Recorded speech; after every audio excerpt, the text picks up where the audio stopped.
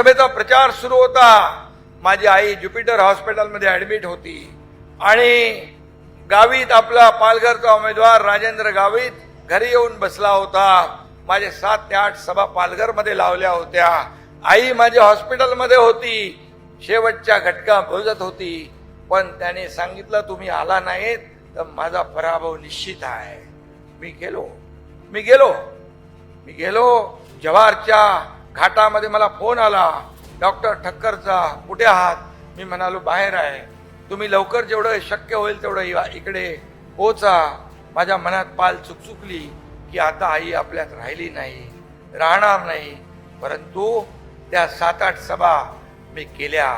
माझी आई नव्हती, माझी आई सोडून गेली होती. आलो तेव्हा आई या जगात नव्हती. परंतु मी माझं कर्तव्य पार पाडलं.